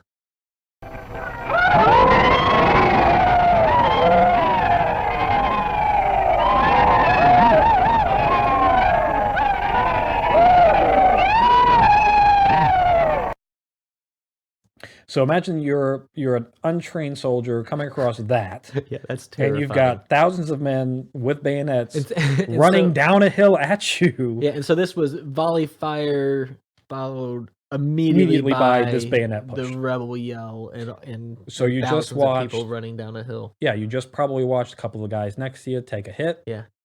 And now you got these guys screaming like banshees. You're trying to reload your gun with these psychopaths running at you with their swords on the end of their guns. Yeah. Exactly. Yeah, bye. So by 4 o'clock, by 4 o'clock in the afternoon, the Union now have been pushed off of Henry Hill, and by 5 o'clock, Beauregard realizes how effective that bayonet push was, and orders the entire line to do the same damn thing. So now instead of it just being Stonewall Jackson's men running at you with bayonets screaming, it's now an entire army, 18,000 men, running at you screaming with bayonets. Guys, it turns out all these untrained soldiers are pretty terrified of loud noises and swords. So obviously, if you're a Union soldier and you're seeing this, it is understandable to go, fuck this, I'm out. Yeah, I'm a bounce. I'm done. I'm not gonna get pokey. This is not what I signed up for. So the Union begin to rout, and they immediately route right through Centerville on their way back to DC through that huge crowd that was. Oh yes, the celebrators. Yes, the celebrators celebrating the victory. Yeah, they're probably a little tipsy by now. A little tipsy. It's no longer a good time for them because through their horror, they're watching thousands upon thousands of bloody, battered Union soldiers run right through them. And of course, at this time, you can imagine how scared the Union soldiers were when the Confederates started charging at them. Imagine how terrified these civilians were when the Union started running straight at them and through them all messed up with the Confederates in the background doing their yell in charge. Like, Yeah, exactly. And of course, anytime you see somebody running from something, your instinct is, I better I run. better run too. Yeah. And so then you get to see what you're running from. Yep. And Jesus Christ. And then, yep, exactly. And I can only imagine the fear that was in everybody's minds at this time. So of Oh. course, mass panic. This is Black Friday when the doors open. Mass panic, Right. mass trampling. Run, get the hell out. Yeah, only nobody knows where the thing they're looking for is, because nobody knows which way to run. They just know I have to run right now. Exactly. So all the roads from Centerville all the way back up to Washington are instantly clogged with thousands of people. Thousands of people, soldiers, civilians fleeing. Cannons are abandoned on the roadside. Supply wagons are upturned and abandoned. Oh, the number of guns must have been ridiculous just on the road. Yeah, just equipment, individual soldiers' equipments are dropped, and because they're trying to run as fast as they friggin' can all the way back up to DC. Yeah, at least a couple people got trampled when they started coming to the to the little intersections. Bottlenecks and stuff. Guaranteed. This becomes known in DC in the papers the next day as the Great Skedaddle. That's such a good word. I actually tried to find the origin of that word, and nobody really knows where it came from. I'm going to go ahead and bet that it's here. Well, it was around the time of this battle that people started seeing it in newspapers, and it started kind of an uptick. So yeah, I think this was kind of the origin of the word skedaddle. Yeah, and it had to have been, they couldn't, they had to come up with a new word because it was so what do you describe it as? Yeah, exactly. It wasn't just people running away; they were skedaddling. They were right out of there. They were definitely skedaddling. So you think all these, this is the upper elite. We have some senators and congressmen there. So what are they doing, right? The rich folk. Yeah. So we have Senator Zachariah Chandler, who actually winds up trying to block the road and stop the retreat of the Union soldiers, realizing that, okay, if they retreat and don't engage, we very well might not be a nation at all, because the Confederacy might be taking over. They're only, again, 25 miles from DC. Yeah. Are they going to keep following us down this road? Exactly. Like we should have. So he attempts to block the road with his wagon. You have Senator Ben Wade, who winds an already clogged road. We're going to try to come through here and turn my wagon sideways. Yeah. So we have Senator Ben Wade, who actually winds up picking up one of the discarded rifles on the road and threatens to shoot anyone retreating, which is the most absurd, stupid thing in the world, and only a pompous asshole would ever try to do this. You have a one-shot musket. I was just getting ready to ask. That had to have been there can't have been more than a couple rounds in it. But so one-shot musket. And I'm going to stop. I'm going to stop the entire army from retreating by threatening to shoot them by killing maybe one person. Okay. So pretend he did want to try to, just as an exercise, how quickly can you fire off rounds with the gun, like a type of gun that he would use? So a well-trained soldier. This is what I want. I want the very fastest. He is not a well-trained soldier, right? But a well-trained soldier. Which none of these people in the field are. No, I guarantee you, there's like we're maybe just pretend handfuls that we have can get an this. expert. But we've got an expert is expected to get a round off every 20 seconds, so 3 rounds in a minute. 3 rounds a minute, and he has thousands of people running at him. Yep, it's going to take a while. It's going to take a while, and spoiler alert, he's not successful. It does not stop the retreat. What? Yeah, right. So there is another senator that's on the road, Henry Wilson, who kind of takes the opposite approach, and he starts distributing. Guys, let's go. Yeah, kind of. He starts distributing sandwiches to the retreating soldiers until his carriage is hit by a Confederate artillery shell and blows up all of his sandwiches. Yeah, he later opened up Subway. Right? Yeah, he is the founder of Subway. He's forced to retreat along with the rest of the army and return to DC, and he gets there by stealing a mule. So mules seem to be way more popular back then than they are now. I don't think I've ever known anybody anywhere to have ever owned a mule. No, but maybe the Civil War wiped them all out. But the mules were around. They were definitely around in the Civil War. And there is a Senator James Grime who actually barely avoids capture by the Confederacy, and then immediately after he gets back to DC, tells newspapers, "I'm never going to go near another battlefield again." Yeah, that's probably a good idea. And this pretty much ends the whole spectator sport of the Civil War. It kind of no longer becomes a spectator sport. Right. After this. Yeah. Yeah, and again, we talked about it a lot in the Battle of Crater, but this goes back to this was a game for so many people Yeah, at at the the beginning of it. the very The beginning, yep. people who were signing up and buying their armies, the press had to have been touting this as these piddly little states are gonna try to break away. We're gonna go in and put our foot down, stomp them out. Mhm. And so everybody's just, hey, this is kind of a It funny, fun little thing that and we're gonna do. And and to be then, fair to to be fair to the congressman, to be fair to everybody in the United States that's got this mentality, you do have to remember we're a young nation, yeah, and young and cocky. we are young and cocky. We successfully beat the British twice, the Yep. strongest military in the world. We beat them twice. Yeah, the thing they didn't realize is we beat them because we got to just stay where we were. Well, yes, And now the Union is gonna just go try to beat the Confederate who just has to stay where they no, are. yeah, exactly. Like, And we got the Mexican American War where we took half of a country away from the country. Like we took half of Mexico away from yeah, Mexico. Like yeah, this is ours now. And so we're cocky, and they were, in the grand scheme of things, relatively shorter wars with, sure. so we were arrogant for a reason, and that arrogance really bites us in the ass here. Yeah, Now on the flip side of the coin, we also have Johnston and Beauregard's armies that were also poorly trained, and so I made fun of McDowell for not pushing the advantage when he had it, but they did the same also thing. failed to push the advantage Yeah. when they have it. They are disorganized. They don't pursue the Union forces back to DC like they were commanded to do. In fact, Confederate President Jefferson Davis actually arrives to the battlefield later in the afternoon, and he's ordering Beauregard and Johnson to pursue the Union to DC, pursue him back to DC. Okay. But unfortunately, the commanding officers that were in charge of the pursuit were too busy bickering with each other about who got the honor of getting to poke that last sword Yeah, in, that they didn't move with any haste, and then that 5,000 rear guard that I was talking about it was is enough now is to it starts to stop them. engage and starts artillery firing on the Confederates that are pursuing uh, this entire the balloon enterprise. Yeah, Remember yeah, them? yeah, yeah. Yeah, they're up. They're watching this grand retreat, Yeah. but the wind shifts Uh-oh. and pushes Mr. Balloon Enterprise Yeah. behind Confederate lines, where the pilot crashes. Yeah, balloons are famously hard to control Yeah, and they don't. steer.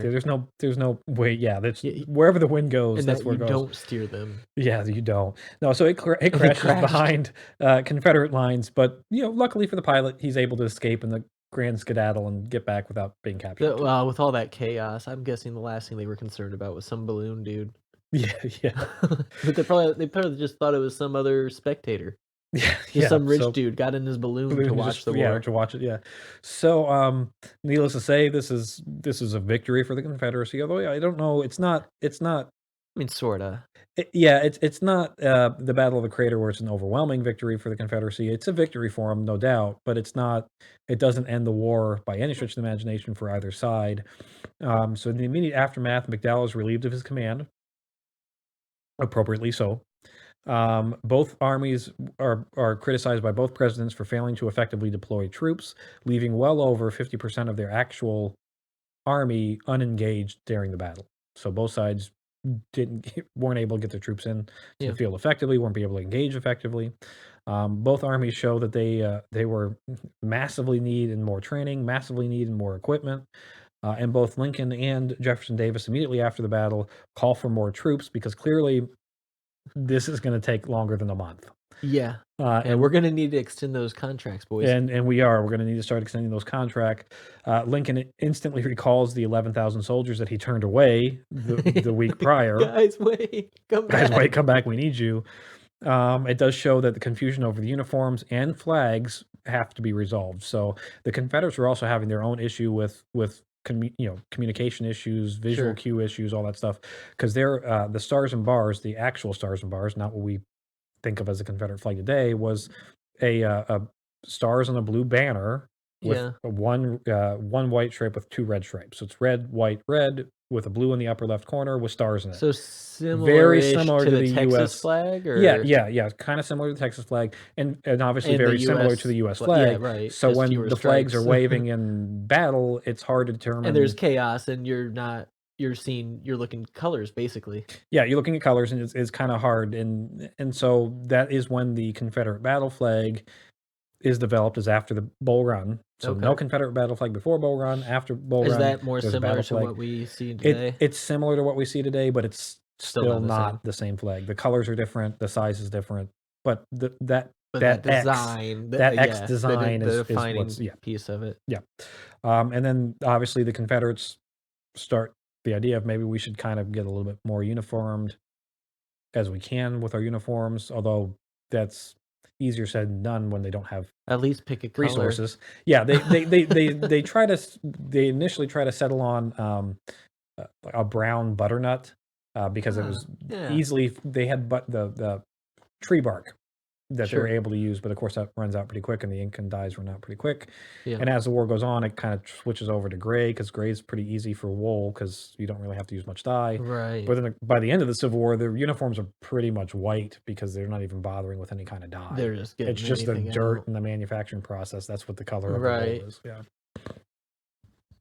The Union Army also, not instantly afterwards, but through the course of the war, will standardize on the blue uniform and will order that you can have individual uniform designs, but they have to be blue. We don't want any more of our Yeah, guys running around in gray. just pick a color. Yeah, Crying out loud. we don't want gray. We don't want brown. Stick with blue. We got to do some kind of standardization here. Yeah, so I think this battle is actually the reason why in multiplayer games you have to pick a red or a blue side at the beginning. Exactly. Yep. There's also a call for more practical equipment. During the Battle of Bull Run, the Confederates had a unit, the 31st Virginia Continental Morgan Guard, which dressed exclusively in Revolutionary War era styled uniforms. So this was Okay. before the war, this was a pompous parade unit Sure. that you had to be a gentleman to get in. Yes, one of You the could not. very exclusive. Yes, it was very exclusive. You couldn't volunteer to join them. You had to be chosen to join them. And I'm sure they had rigorous acceptance criteria. If you have money and know who, Yeah, there's that. that. Okay. And so they wore uniforms that were styled after the American Revolution. Buckskin leggings, nice blue ornate jackets. These uniforms cost equivalent to thousands of dollars today, Oh and god. the soldier had to buy them himself. Of And course. so when the Confederacy seceded, As they any secret society knows, exactly you make the members pay the dues. exactly. And so this this unit was called up as a battle unit, even though not. Good luck. Yeah, good luck. And all those rich pompous assholes were like, "Wait, whoa! I didn't know we were actually gonna have to fight." I'm sorry, what? But that's not practical. Those uniforms are obviously too elaborate, too expensive. So all that stuff starts to shred out pretty Yeah. quick. Um, The reality of the war takes hold pretty quickly after this battle, it sounds like. Exactly. Sherman, instantly after the battle, blasts a letter to Lincoln complaining about political officers that were only given their position due to politics as opposed to any actual field experience. 'Cause again, you got to remember, Sherman is a logical, smart, well-trained general. Right. And during his push, a commander underneath him, Lieutenant Colonel Haggerty, who is an Irish soldier, commander of one of the Irish units, decided that without orders, when the Confederates were retreating, to ride out alone with his sword in his hands, screaming like an idiot, Yeah, chasing down the Confederates, who immediately turned around and shot him at point blank range, killed him. But that's the mentality we need. I like I where like his head's at. his head's at, but maybe Got a lot not do it of- by yourself. Yeah, Yeah. got a lot of enthusiasm there. So Sherman blasts the political officers. He blasts the confusion with the uniforms. He has many, many complaints that he's sending up to Lincoln. As a result, there is a board that is a military board that's created to examine officers and to remove those that they deem unqualified. Although, keep in mind, from our Battle of the Crater and the brilliance of some of those guys, you can see that this was a very effective board that turns really out that- weeded out any bad political officers. Yeah, turns out that politics has always just kind of caved into money. And this would actually wind up hurting Sherman. I mean, he would get pulled from the east and moved out to the west. and Yeah.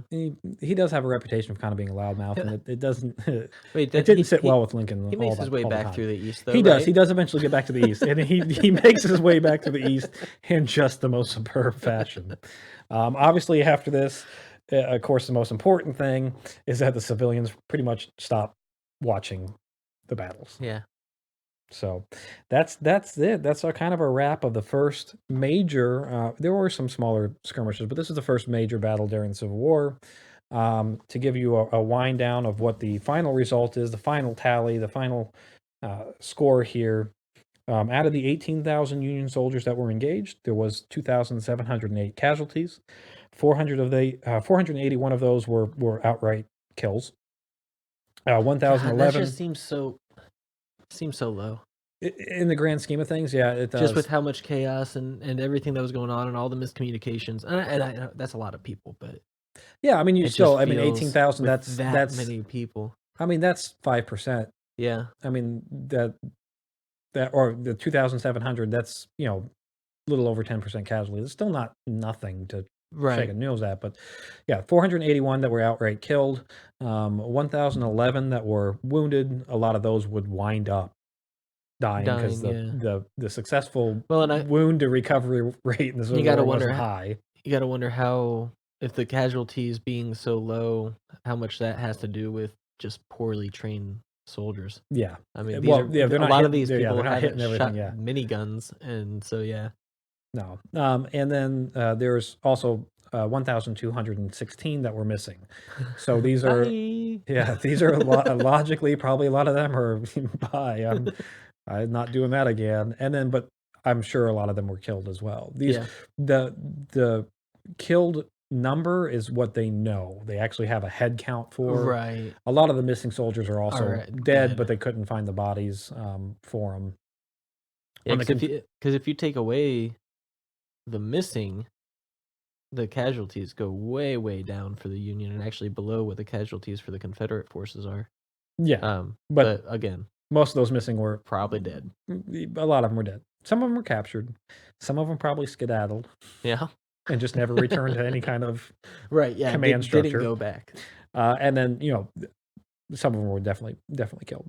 On the Confederate side, like I said, they had 18,000 around engaged, and of them, they had 1,982 casualties. So really, 800 fewer. 800 fewer, but not substantially fewer. No, I mean, this was a kind of a real even pitched battle when you consider the Confederates were mostly just defending. Yeah. They did have 387 that were outright killed. They had 1,582 wounded, so they actually had quite a few more wounded than the Union did. Although, again, we don't really know because of the missing part. They only had 13 missing, so that's astounding. Those 13 that were missing were probably captures from when the Confederate line initially... that initial buckle. Yeah. So it's actually kind of astounding that they had most of their people accounted for. But then again, they also won. They were able to, they controlled the battlefield, so they were able to go up, afterwards and count the wounded, so to speak. Right. Yeah, that makes it easier. Yep. So that's where we left off. And then, unfortunately, this would kick off a very long, very heavily casualty-rated war that would drag on until 1865. Quite a bit longer than the one glorious battle that we thought it was going to be. We hope you enjoyed this episode of Historic Hindsight. Every week, we take a look at some of the major events that took place during this week in a segment that we like to call This Week in History.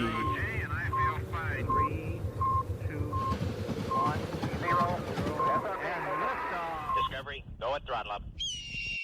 All right, John, I got a couple of horrible tragedies to start off with this week. So the very first one is the Apollo 1 tragedy happens on January 27th, 1967. So Apollo 1 was the first of the U.S. attempts to get men in space and then onto the moon. Part of the space race. Yep, with Russia. Space race. And at this point in time, Russia's already kicking our ass because they've already got people up in space, let alone satellites and everything else, huh? Was Sputnik the thing they sent up? Yeah, but they also get the first man in space too. Men up there, yeah. So this is our attempt to get, look, we're trying to get the men to the moon. So Right. we're trying to catch up. And tragedy. Yep. Yeah, and tragedy. And it blows Because up. yeah. So it was scheduled to launch on February 21st. This was intended to be the first crewed low orbit test of the Apollo command module. Basically, we're trying to, hey, this module will even work to get a man potentially to the moon. Okay. So on January 27th, we try to make a test of this cab. So we have it crewed. We're running through we're not launching it, but we're running through all the motions. You're right. It's a dry run. A dry run, yep. And it results in a cabin fire due to an electrical short that was combined with the high oxygen environment of the cab, combustible nylon that's inside the cab, and rescue would eventually be prevented due to the internal cabin pressure being so high and the plug from the door not being able to be opened. Shut. Yeah, it vacuumed shut. And there's there's no emergency. We probably should have an emergency hatch release. We should probably not have flammable materials in a highly flammable environment. I guess you should have an emergency hatch release, but that's going to release you to space. Well, thing. We're on the ground right now and it's burning, so I'd probably rather have that as an option. But just don't have Cletus up there in the spacecraft with you. Hey, don't hit that button. Damn it! Yeah. Oh. Bye. So, making fun of tragedy, Gus Grissom, Ed White, and Roger Chaffee would be killed in this fire during this tragedy. Now, our number two, next item here is that on January 28th, 1986, the Challenger is going to explode. God damn it. So, if you work for NASA or are an astronaut, I'm not taking any January missions. All right, so far, this is the worst week we've had in history. Yeah, for NASA especially. This is just... do not work... if you're in NASA, January is a no-go month. God, you're bringing me down. All right. So this is the 10th mission for the Shuttle Challenger, and it's a catastrophic failure 73 seconds after liftoff at Cape Canaveral in Florida. Yeah, I remember that one. Yeah. All crew will die. Well, you don't remember it, but you remember it. Well, I remember. So I don't remember is an anniversary of it. I was at a wrestling tournament. They were showing it, and it was the first time I had seen it. Yeah, we would have been exposed to it in early middle school, late elementary school as the 10-year anniversary in 96. Yeah. So all the crew members die, including Francis Scobie, Michael Smith, Ronald McNair, Ellison Onizuka, Judith Resnick, Gregory Jarvis, and Krista McAuliffe. McAuliffe? I don't have it in front of me. I don't know. She's actually the first civilian that will die in not in space, but die in space related. Yeah. She was a teacher. You know that? No. Yeah. So they selected she was going. Oh, that's. Yeah, they selected Krista, who was a teacher. That's why we saw it in elementary, because it was the whole big. And she was supposed to go up. She was the first civilian that was supposed to go up. They don't actually die in space. They die before they get to orbit. Right. Or on the ground, because we know now that several of them survived the initial explosion, and the backup parachutes didn't kick off because the whole ship's destroyed pretty much, and it comes crashing. Yeah, I'll go ahead and vote to not survive that initial explosion. Yeah. Instead of having the whole dying. Yep. This crash was caused by a failed O-ring that was not designed to operate in cold weather, specifically the hot to cold, the hot to cold, the hot to cold. It weakened the O-ring. Rubber. Yeah. And that sort of stuff always. It was also a problem that was known prior to the launch. Ooh. And they were like, it'll be okay. Is there lawsuits from this afterwards? I'd imagine that there probably was. I don't know off the top of my head, but I know family. that there was a lot of issues around it. I know that they had basically this ship system. This is pretty much on its way out after this, and we don't have a space program now, partly because of shit like this. Yeah. But also, to be fair, we were still using this crap in the 90s from shit that was designed in the early 80s. Ain't broke, don't fix it, Tommy. Okay, Johnny, drive it. I wouldn't trust a 1980s. Yeah, it was. And I wouldn't trust a 1980 Ford Pinto across country, but you know what? Maybe we ought to fix it. Yeah, they probably should have. And like I said, several astronauts do survive the initial explosion, but die on impact because there was no escape system that was designed in the command module in that event. Yeah, I mean, what the parachutes what can you do? weren't Like, designed for that kind of thing.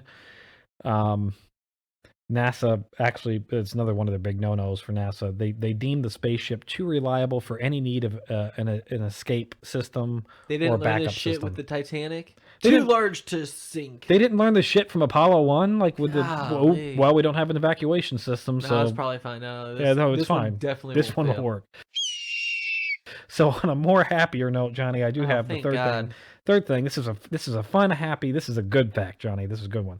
So the Royal Canadian Mounted Police are officially formed on February 1st, 1920. We got Mounties! Hey. Hey. So they operate as a federal and national police force of Canada. They serve more than 190 municipalities, 184 Aboriginal communities, and 3 international airports.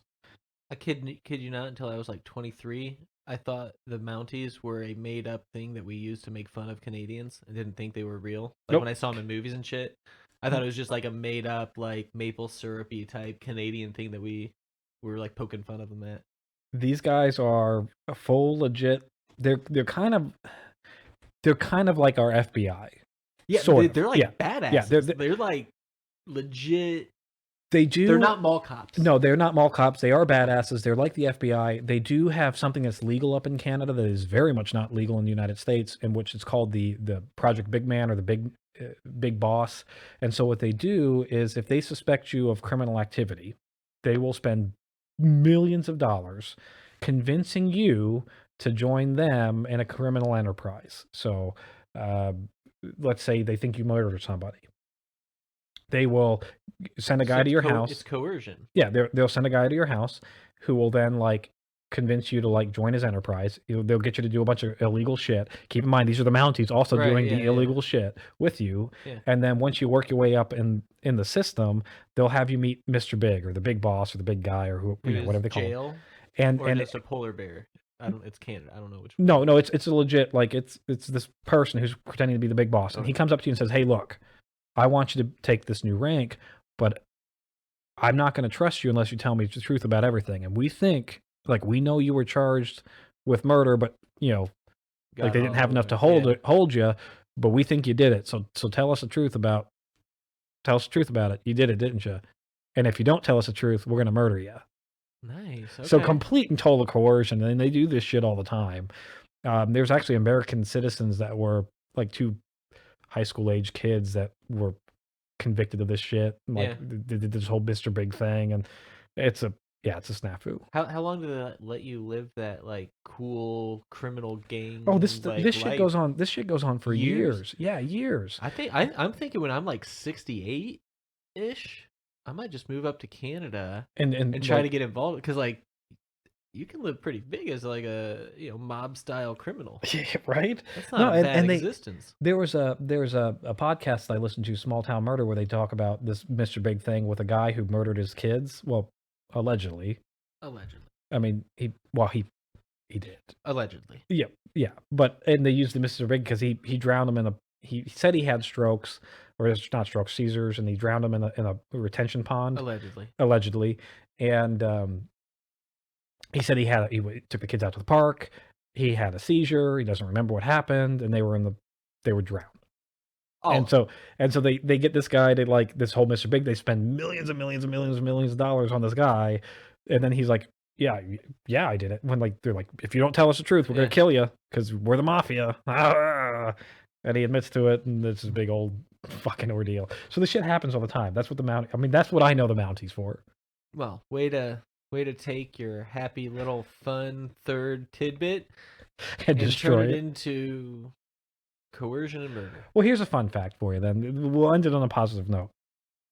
If you want to use the likeness or emblem of the Royal Canadian Mounted Police, you have to pay a licensing fee to them. How much? I don't know. And this proceeds, and the proceeds go to awareness programs. So it's kind of like DARE, like we have here in DARE, all those proceeds super successful go to fun programs. So Hollywood obviously had to pay fees for Dudley Do Right and all that, Yeah. And so Super Troopers 2 when they go up there. So all these movies that I saw, all these Mounties, they had to pay for it to be able to use their fake I guess, real. It's real, yeah, it's as very of much the, what, real. 1920 or something? February 1st, There we go. 1920, Mounties are formed. And that's This Week in History.